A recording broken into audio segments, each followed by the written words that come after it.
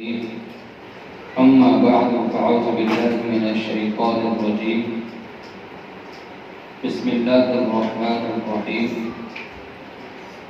والذين معه أشداء على الكفار رحماء بينهم قال النبي صلى الله عليه وسلم لو كان بعدي نبي لكان عمر وقال النبي صلى الله عليه وسلم ابتدوا بالذين من بعد أبي بكر وعمر صدق الله العظيم وصدق رسوله النبي الكريم ونحن على ذلك لمن الشاهدين والشاكرين والحمد لله رب العالمين إن الله وملائكته يصلون على النبي يا أيها الذين آمنوا صلوا عليه وسلموا تسليما اللهم صل على محمد وعلى آل محمد كما صليت على إبراهيم وعلى آل إبراهيم إنك حميد مجيد اللهم بارك على محمد وعلى آل محمد كما باركت على إبراهيم وعلى آل إبراهيم إنك حميد مجيد میرے انتہائی واجب الاحترام دوستوں، ساتھیوں، عزیزوں اور سننے والی میری محترم ماں اور بہنوں، آج اسلامی سال کے اعتبار سے پہلا مہینہ بھی ہے اور مہینے کا آج پہلا دن بھی ہے۔ پچھلا مہینہ ذوالحج کا گزرا ہے۔ اس مہینے میں دو قربانیاں بڑی اہم ہیں۔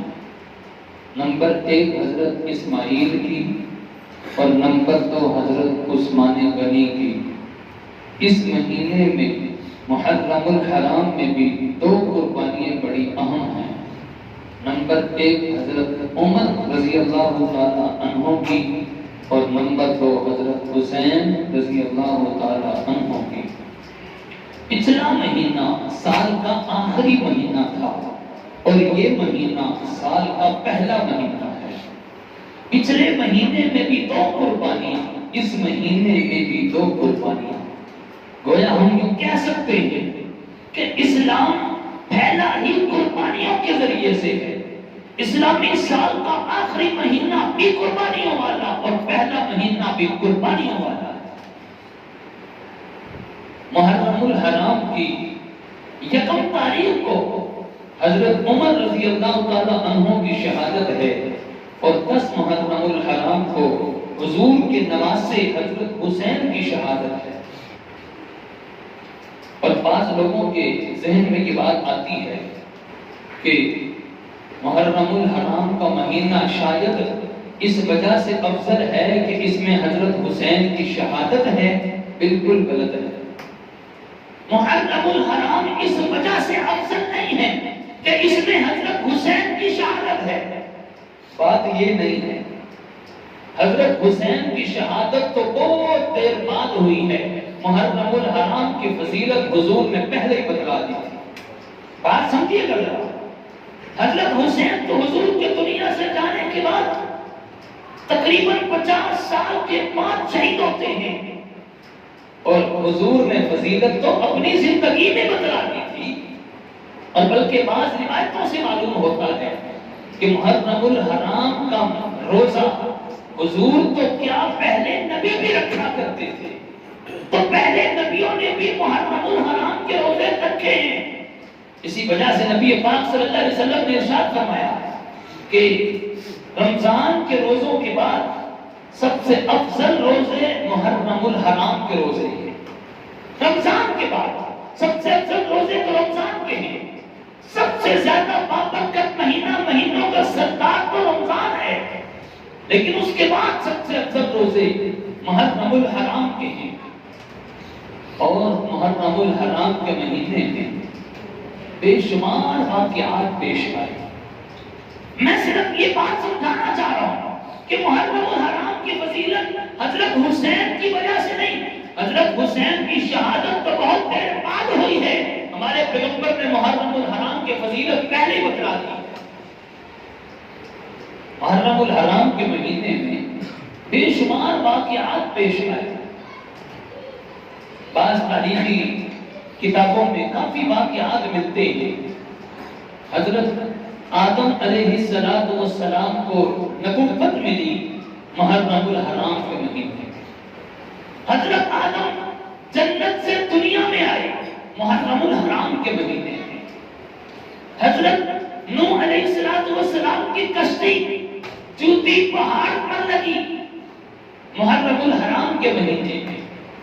حضرت ابراہیم کو آگ سے نکالا گیا محرم الحرام کے مہینے میں. حضرت یونس مچھلی کے پیٹ سے باہر آئے محرم الحرام کے مہینے میں. حضرت موسیٰ دریا کراس کر کے آگے نکل گئے، فرعون غرق ہو گئے محرم الحرام کے مہینے میں. حضرت عیسیٰ کو زندہ آسمانوں پر اٹھایا گیا محرم الحرام کے مہینے میں. ہمارے پیغمبر کے نواسے حضرت حسین کو شہادت ملی ہے محرم الحرام کے مہینے میں. حضرت عمر کو بھی شہادت ملی ہے محرم الحرام کے مہینے میں. اور جب قیامت قائم ہوگی اس وقت بھی محرم الحرام کا مہینہ ہوگا. دیکھو نا کتنے بڑے اہم واقعات محرم الحرام کے مہینے میں پیش آئے. تو ہم یوں کہہ سکتے ہیں اللہ رب العزت نے اپنے لاڈلے پیغمبر کے نواسے کی شہادت کے لیے جس مہینے کا انتخاب کیا ہے، جس مہینے کو چنا ہے، جس مہینے کو سلیکٹ کیا ہے، وہ محرم الحرام کا مہینہ ہے. اللہ جانتے تھے محرم کا مہینہ بڑا اہم مہینہ ہے، اس کے لیے اپنے نبی کے نواسے کی شہادت کو چن لو، سلیکٹ کر لو. تو یکم محرم الحرام حضرت عمر کی شہادت ہے اور 10 محرم الحرام حضرت حسین کی شہادت ہے. حضرت عمر بھی ہمارے سروں کے تاج ہیں اور حضرت حسین بھی ہمارے سروں کے تاج ہیں. حضرت عمر بھی ہمارے ایمان کی بنیاد ہے اور حضرت حسین بھی ہمارے ایمان کی بنیاد ہے. سنی حضرات جتنے بھی ہیں وہ عمر کو بھی مانتے ہیں، وہ حسین کو بھی مانتے ہیں. جو ان دونوں میں سے کسی ایک کا بھی انکار کرے تو ایمان والا ہی نہیں ہے.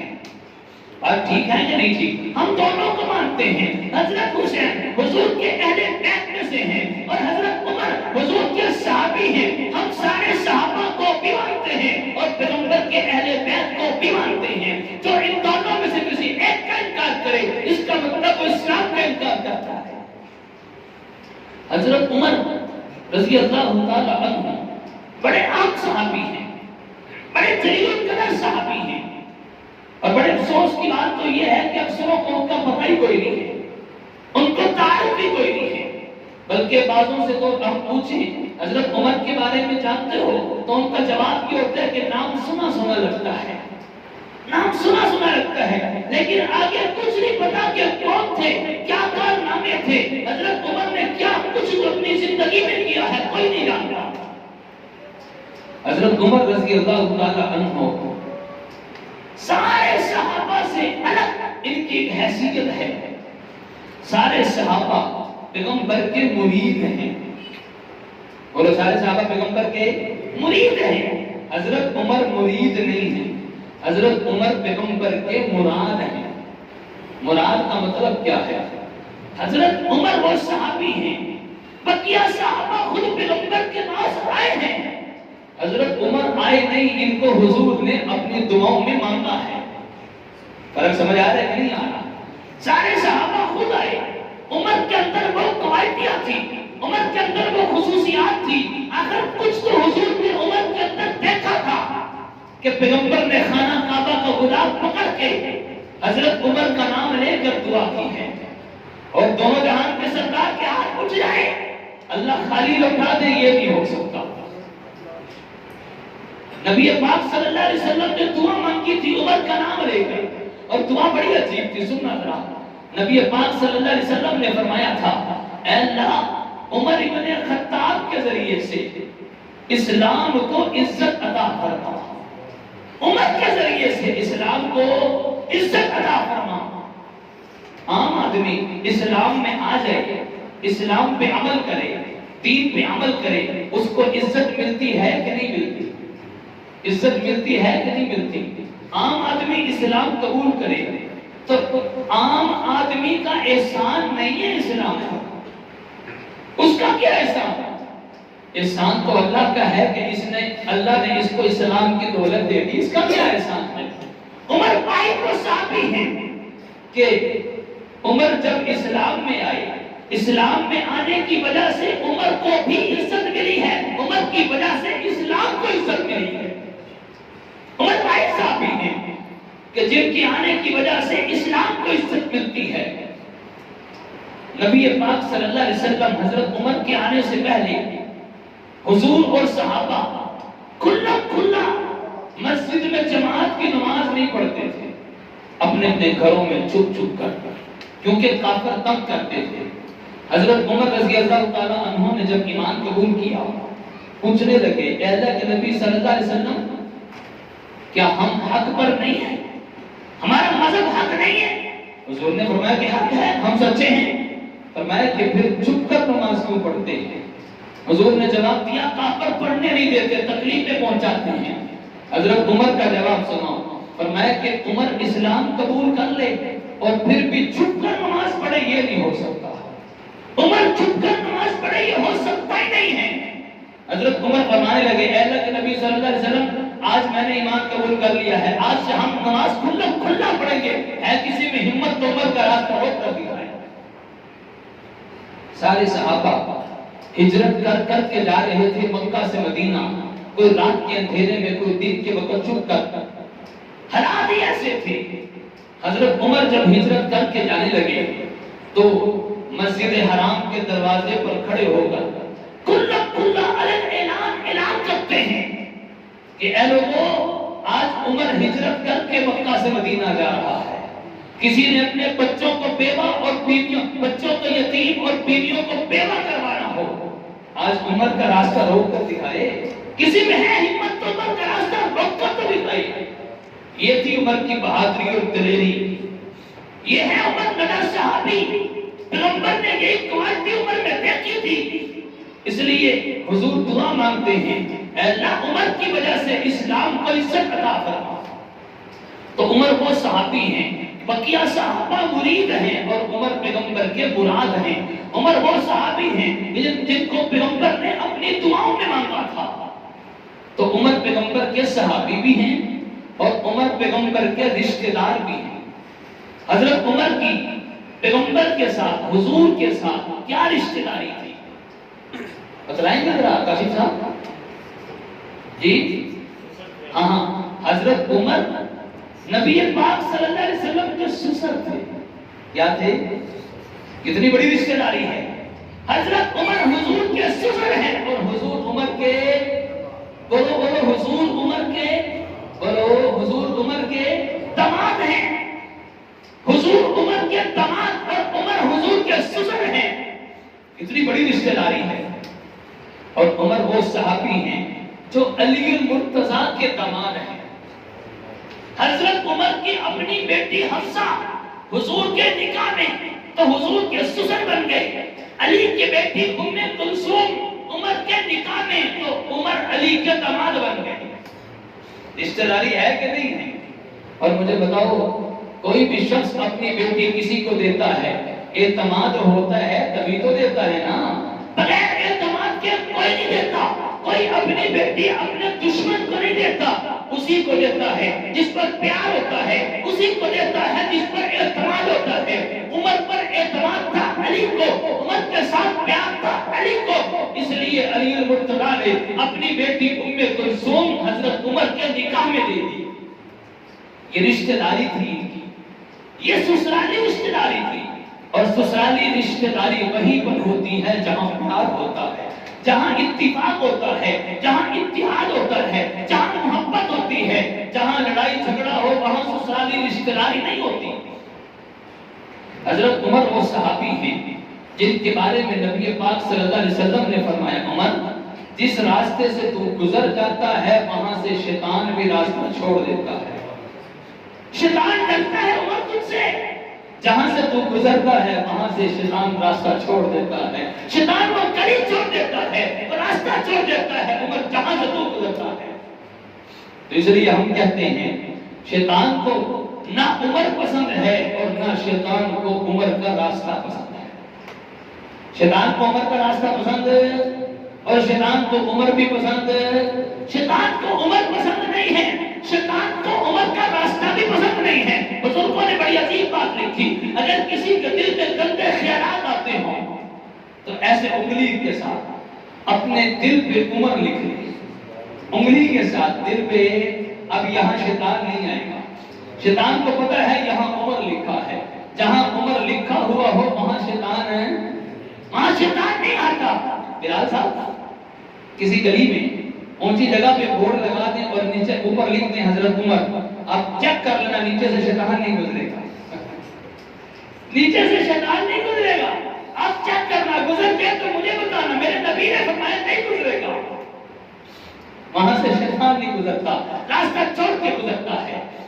حضرت عمر کے بارے میں نبی پاک صلی اللہ علیہ وسلم نے فرمایا کہ میرے بعد اگر کوئی نبی ہوتا تو وہ عمر ہوتا. کتنی بڑی بات ہے, میرے بعد اگر نبی ہوتا وہ عمر ہوتا. نبی پاک صلی اللہ علیہ وسلم نے فرمایا میں آخری نبی ہوں, میرے بعد کسی نبی نے آنا نہیں ہے. اگر میرے بعد نبوت جاری ہوتی, میرے بعد کسی نے نبی آنا ہوتا وہ عمر ہوتا. اللہ نے عمر میں وہ کوالٹیاں جمع کر دی تھی, وہ خصوصیات جمع کر دی تھی, وہ خوبیاں جمع کر دی تھی کہ اگرچہ اللہ نے ان کو نبی بنایا تو نہیں تھا لیکن نبیوں والی صفات عمر میں رکھ دی تھی. اللہ نے عمر میں نبیوں والی صفات رکھ دی. وہ کیا صفات ہیں؟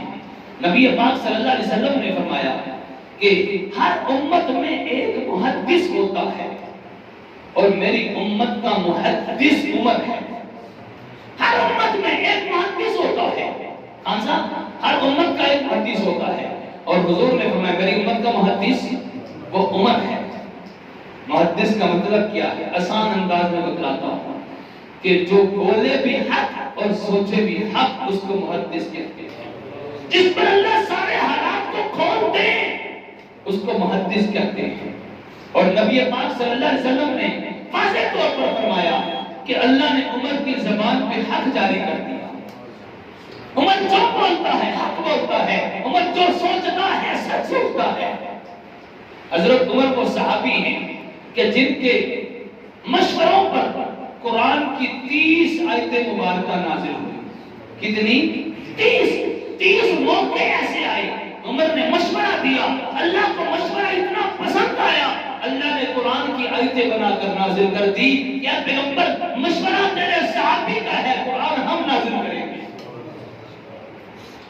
حضرت عمر رضی اللہ عنہ وہ صحابی ہیں, مشورہ دیتے ہیں اللہ کے نبی ایسے ہونا چاہیے. حضور خاموش ہیں, چونکہ حضور اپنی مرضی سے نہیں بولتے.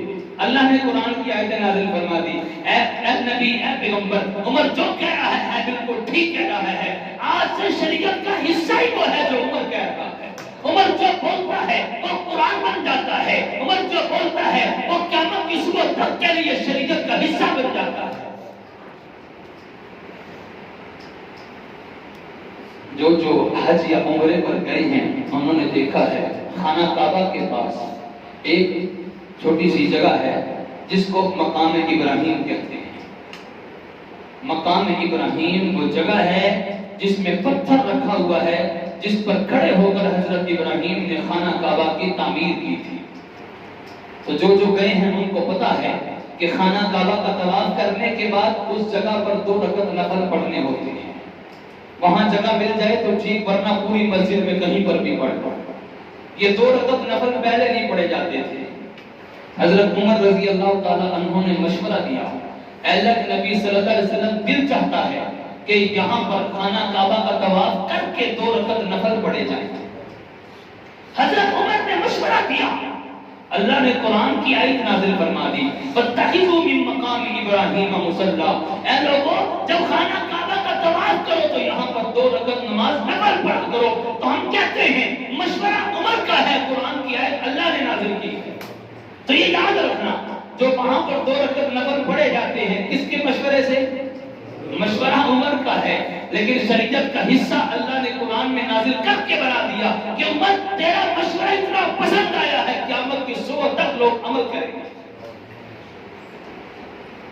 جب نماز نازل ہوئی نا, نماز کا حکم آیا, تو اس وقت تک ابھی اذان کا حکم نہیں آیا تھا.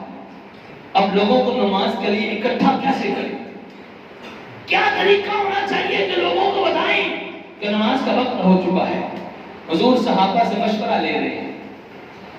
کسی نے کچھ مشورہ دیا کہ آگ جلایا کریں گے، جب لوگ دیکھیں گے آگ جل رہی ہے تو سمجھ جائیں گے نماز کا وقت ہو گیا ہے. حضور نے فرمایا نہیں، یہ اچھا طریقہ ہے. کسی نے کہا کہ لکڑیاں آپس میں بجایا کریں گے، شور ہوگا. کسی نے کہا کوئی چیز بجایا کریں گے، ناقوس بجائیں گے، کوئی باجا سا بجائیں گے، شور ہوگا، پتہ چل جائے گا نماز کا وقت ہو چکا ہے. حضور نے فرمایا یہ بھی اچھا نہیں. مشورہ کرتے کرتے بات کسی جگہ پر لگی نہیں، کوئی فیصلہ نہیں ہوا، مجلس برخاست ہو گئی. صحابہ اٹھ کر اپنے اپنے گھروں میں چلے گئے، حضور بھی چلے گئے. رات کا وقت ہو گیا. حضرت عمر رضی اللہ تعالی عنہ رات کے وقت سوئے، خواب میں دیکھتے ہیں ایک شخص آیا اور ان کو سارے کلمات اذان کے سکھا کر گیا.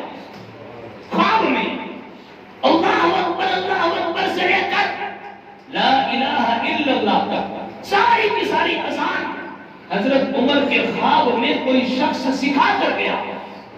صبح ہوئی، حضرت عمر رضی اللہ تعالی عنہ اپنا یہ خواب حضور کو بتانے کے لیے، حدیث میں آتا ہے اتنی تیزی سے آئی کہ حضرت عمر جو چادر لے کر سوئے ہوئے تھے صحیح طریقے سے چادر بھی نہیں سنبھالی اور سپیڈ اتنی تھی کہ میں سب سے پہلے حضور کو جا کر بتلاؤں.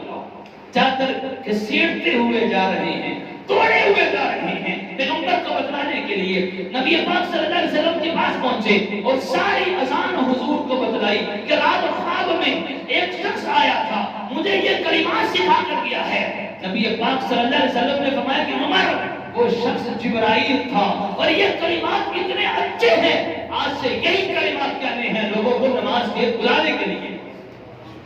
تو اذان کس کے مشورے پر؟ حضرت عمر کے مشورے پر.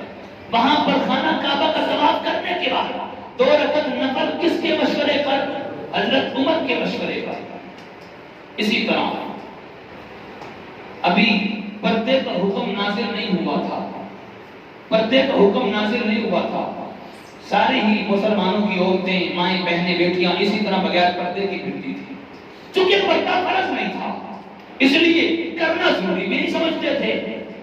حضرت عمر رضی اللہ تعالی عنہ نے دیکھا عمر کی غیرت گوارا نہیں کی، عمر کی غیرت نے گوارا نہ کیا. عمر غیرت والے، حیا والے صحابی تھے. حضرت عمر رضی اللہ تعالی عنہ نے مشورہ دیا، اے اللہ کے نبی صلی اللہ علیہ وسلم، دل چاہتا ہے آپ کی بیویاں، آپ کی بیٹیاں، مسلمانوں کی عورتیں جب گھر سے باہر نکلیں تو پردہ کر کے باہر نکلیں. نبی پاک صلی اللہ علیہ وسلم خاموش تھے، جواب کوئی نہیں دیا، اس لیے کہ حضور اپنی مرضی سے بولتا کوئی نہیں ہے. اتنے میں جبرائیل تشریف لے آئے، قرآن کی آیت لے کر، سورہ احزاب کی آیت لے کر، اے نبی اپنی بیویوں سے کہہ دیجئے، اے نبی اپنی بیٹیوں سے کہہ دیجئے، اے نبی تمام مومن عورتوں سے کہہ دیجئے جب بھی گھر سے باہر نکلے تو پردہ کر کے باہر نکلے. مشورہ کس نے دیا؟ حضرت عمر نے. اللہ نے پردے والی آیت نازل فرما دی. تو ہم کہہ سکتے ہیں کہ عمر حیا والے تھے، عمر غیرت والے تھے. جو عمر کو نہیں مانتا اس کا مطلب وہ غیرت والا نہیں ہے، اس کا مطلب وہ حیا والا نہیں ہے. یہ عمر حیا والے، غیرت والے تھے. مشورہ عمر نے دیا، اللہ نے قرآن کی آیتیں بنا کر نازل کر دیا.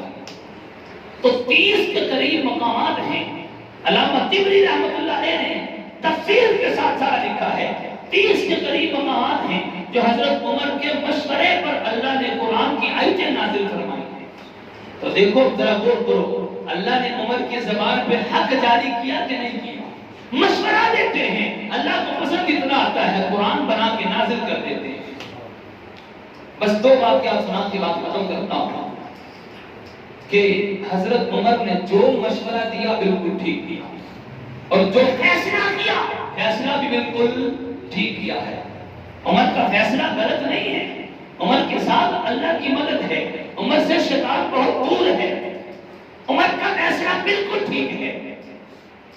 2 فیصلے بڑے اہم ہیں، ذہن میں رکھنا. بس بات ختم کرنے لگا. 2 فیصلے بڑے اہم ہیں.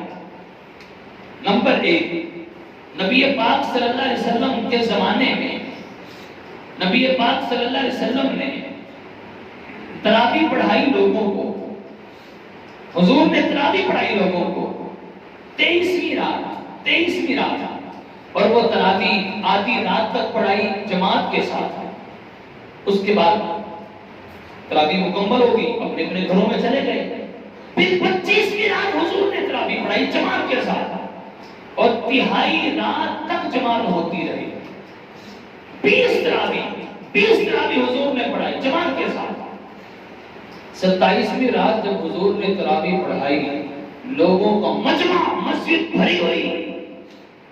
نبی پاک صلی اللہ علیہ وسلم نے جب صحابہ کے شوق اور جذبے کو دیکھا، حضور کو یہ خدشہ لاحق ہوا کہیں ایسا نہ ہو ان کے شوق اور جذبے کو دیکھ کر اللہ تراوی کی نماز فرض نہ کر دے۔ حضور چوتھے دن تراوی پڑھانے کے لیے نہیں آئے۔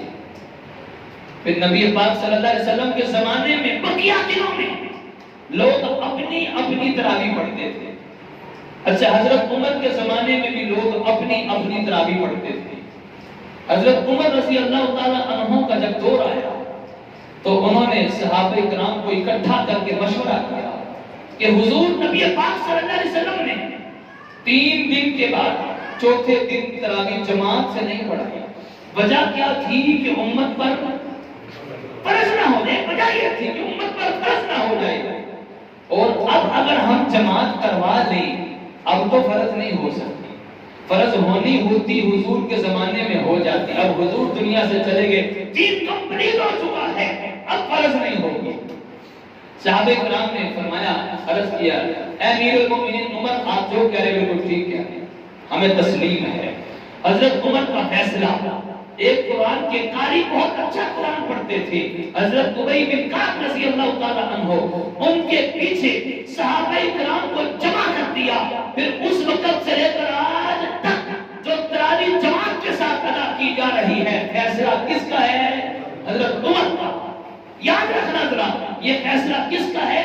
یہ جو تراوی جماعت کے ساتھ پڑھی جاتی ہے، میں 20 کی بات نہیں کر رہا، 20 حضور کے دور میں بھی تھی، 20 ابوبکر کے دور میں بھی تھی، 20 عمر کے دور میں بھی تھی۔ حضرت عمر نے فیصلہ 20 پر نہیں کیا، 20 پر چلتی آ رہی تھی، فیصلہ جماعت کے ساتھ کروانے پر کیا۔ اور اچھا فیصلہ ہے کہ نہیں ہے؟ بہت اچھا فیصلہ ہے۔ لوگ اپنی پڑھتے تو ہو سکتا سستی آ جاتی، جماعت کے ساتھ پڑھنے میں سستی بھی ختم اور جماعت کا ثواب بھی مل گیا۔ حضرت عمر کا دوسرا فیصلہ، نبی پاک صلی اللہ علیہ وسلم کے زمانے میں لوگ 3 طلاقوں کی بجائے 1 طلاق دیا کرتے تھے، ان کو سمجھ تھی، 3 کی بجائے 1 دیتے تھے، اکٹھی 3 نہیں دیتے تھے۔ حضرت صدیق اکبر کے زمانے میں بھی لوگ 3 کی بجائے 1 دیتے تھے۔ حضرت عمر کے شروع کے دور میں بھی 3 کی بجائے 1 ہی دیتے تھے، لیکن جب اسلام پھیل گیا، کافی لوگ اسلام میں داخل ہو گئے، اب انہوں نے طلاق کو مذاق سمجھ لیا۔ جس کا دل چاہتا، کبھی 3 دے رہے، کبھی 10 دے رہے، کبھی 100 دے رہے، کبھی 1000 دے رہے، کبھی ستاروں کے برابر دے رہے، کبھی ریت کے ذروں کے برابر دے رہے، کبھی پانی کے قطروں کے برابر دے رہے، مذاق سمجھ لیا۔ حضرت عمر رضی اللہ تعالی عنہ نے فیصلہ کیا، آئندہ سے جو شخص بھی اس طرح کرے گا اس کو سزا دی جائے گی اور اس کی بیوی اس سے الگ کرتی جائے گی، اس لیے کہ 3 طلاق کے واقع ہو چکی ہے۔ فیصلہ کس کا؟ حضرت عمر کا۔ اور عمر کا فیصلہ یہ کیوں ہوا؟ لوگ دین کو مذاق بنا رہے تھے، لوگوں نے دین کا مذاق بنا لیا تھا، دین کو مذاق سمجھتے تھے۔